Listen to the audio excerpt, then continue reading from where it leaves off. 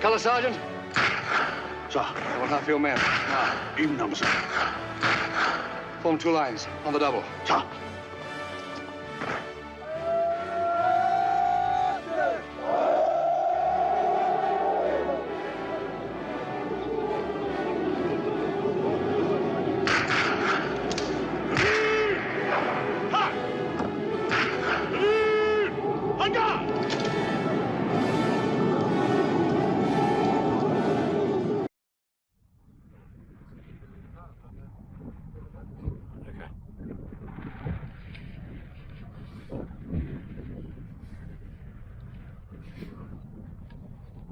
So, yeah, Fugitives Way, which is a run.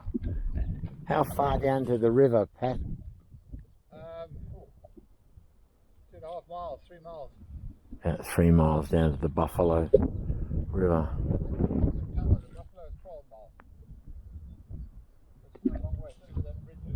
Is that a tributary of the Buffalo? So the fact that there's a lot more cairns here than anywhere else suggests to me that the British here were falling back and had their, probably looking over their shoulders at Pat. So that's our escape route.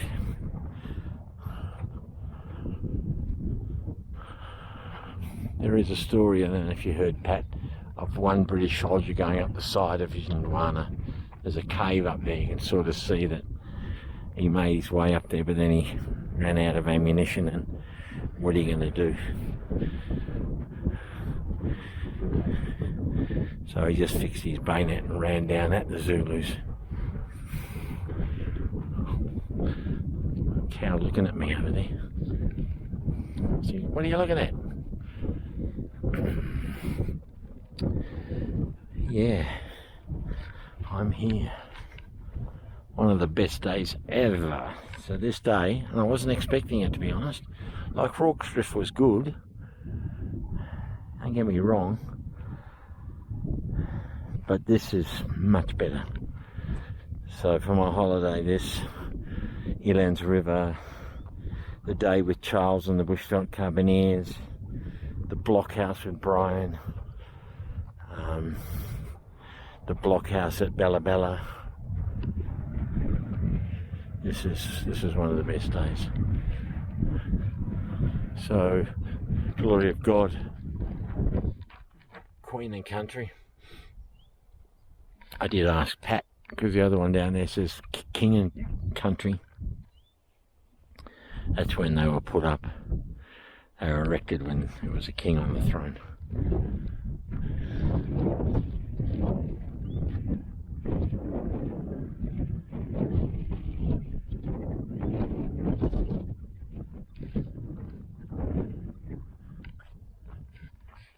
And the tail mounted police.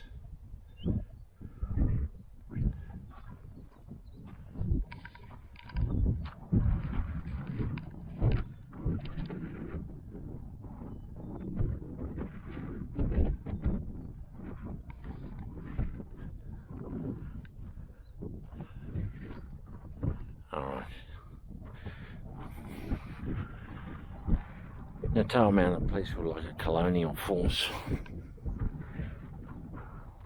I was thinking, well, where's the big one for I think they were the 24th, weren't they? They became the Welsh regiment, but according to Pat, they were, he told me, I can't remember, they weren't originally a Welsh regiment.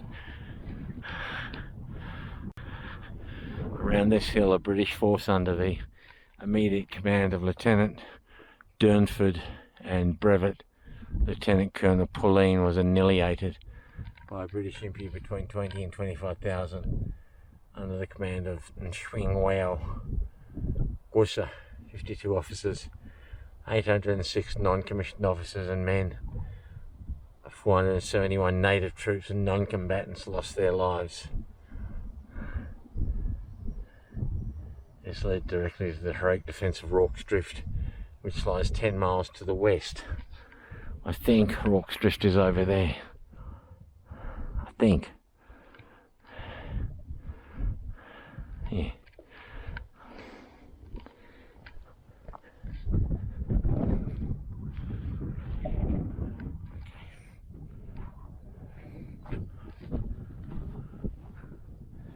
The local people just use this area for their cattle to graze on. This village probably formed around it being a tourist attraction, but then it's just grown, so actually the tourists are no longer a factor for why the people are here. And actually we saw a bus with half a dozen tourists got off earlier on. I don't know where they went. We haven't seen them since. So I'm the only one here. Memory of the undermentioned old boys of the high school of Pietermaritzburg, now Marburg College, killed in action at the Battle of Isandlwana. Old boys of the school.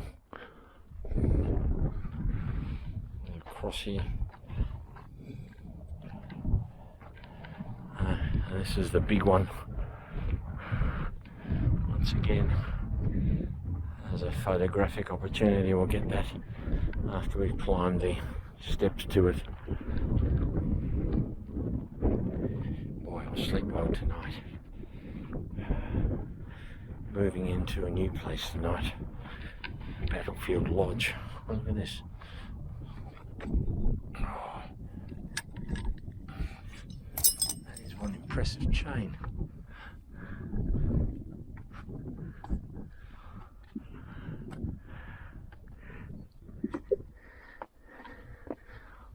To the memory of 22 officers, 590 non-commissioned officers and men,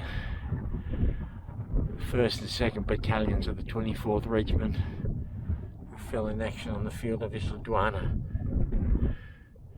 on the 22nd of January and in the defence of Rorke's Drift, erected by their comrades, past and present. It was put up here in 1913. I'm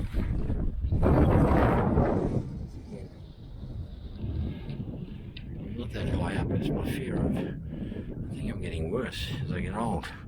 I'm just scared of heights. Look here. Okay. Let's see. 24th with the oak leaves around it.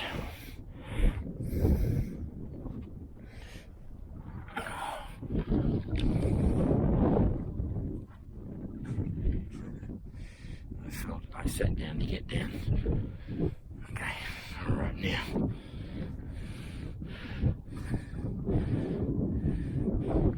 Okay. And these little crosses left here have in memory of the soldiers who died here. Clennard and Gwynedd.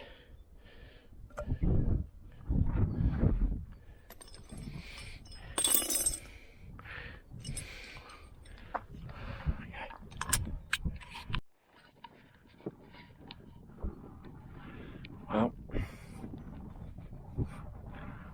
this is the cairn closest to the mountain. And this is probably as close as I'm going to get to Isandlwana. Because of my fitness. But, you know, I don't have to climb everything I see. But yeah, you could. There's no fencing or anything around Isandlwana if you want to go up. Unlike the pyramids, if you want to go up and have a look at the view from looking down, or that cave that apparently the British soldier made his last stand. Some confusion about drummer boys. We saw the video. They mentioned the little drummer boys that were here. It's been for some time. Story or the legend of the Zulus. Horrid things they did to the little drummer boy. They put him on meat hooks and taunted him and tortured him, and then, you know, mutilated him. But according to Pat, there were no men under 20 serving with the British. So, but that painting of mine, you see the little boy pointing. He looks like a drummer boy. He's pointing. The elderly sergeant's with him. I think he's pointing to the elderly sergeant saying, "Look, look, Papa, more Zulus."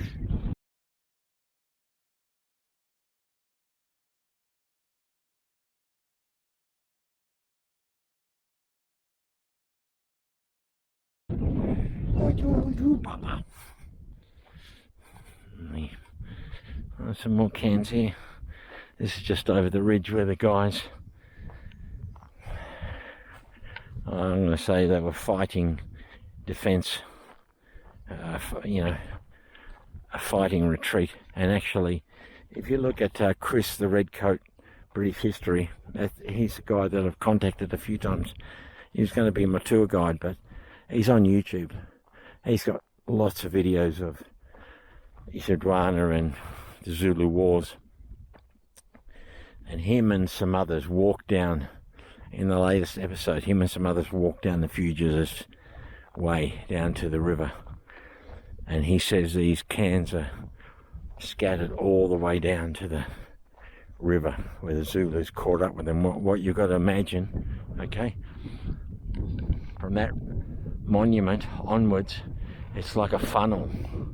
So everything, not just people, everything headed this direction for safety. Horses, oxen, donkeys, camp followers, Africans, volunteers, natives, they all made their way to try and save their skins.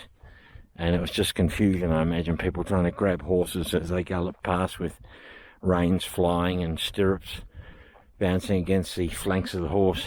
You try and grab the horse, throw yourself up on it. Yeah, that was the thing that Chris made mention of, was how many survived the battle, the fugitives that made their way down. Of course, out of the confusion and the chaos comes the fellow with the Queen's colours under his arm. He saved the colours.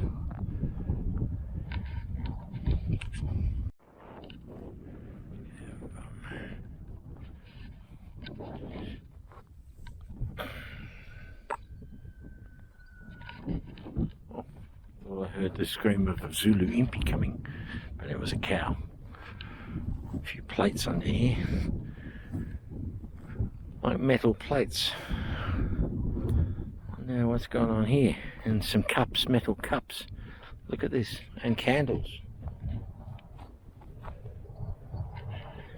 You folks witnessing this? Okay, candles. You know what's going on here, isn't it? This is an African medicine site. Africans are sat under this tree amongst these funeral cairns, whatever the ceremony is, with metal tins and cups. Look at that. See that? And the candles. And in this bottle, it stinks too. Look at that. In this bottle is probably muti, medicine. We'll talk to Pat about this. He'll have explanation.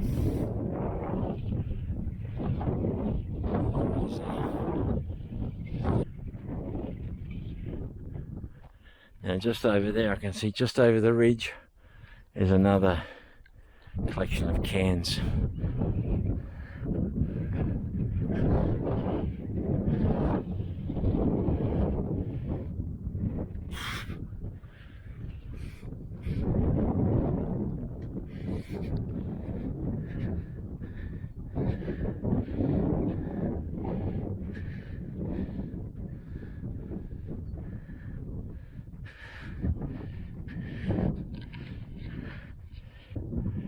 What happens is that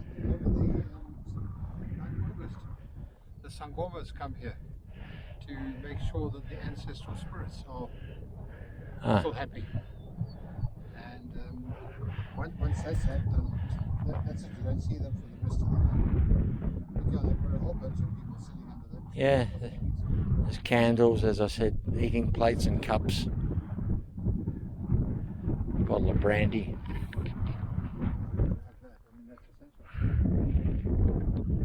Looks like a little barbecue out there. Just to investigate there. I'm ready, I think. Oh, there was a museum here. That sounds incredible. Don't know if you heard Brick, Pat.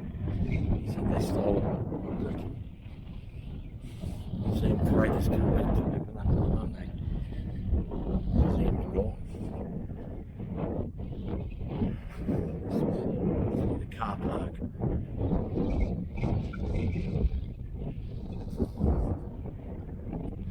It's 3:15 now. My hair's all over the place. Could have worn the beanie.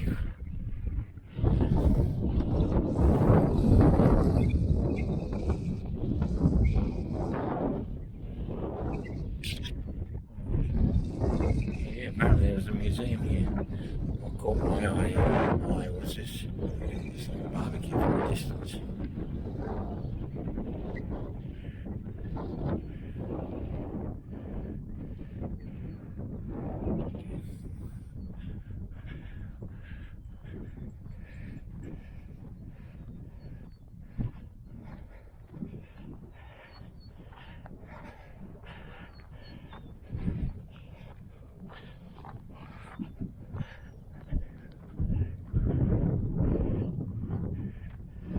Sure if we're going to see something else today. I'll just go home, hoping it's the latter.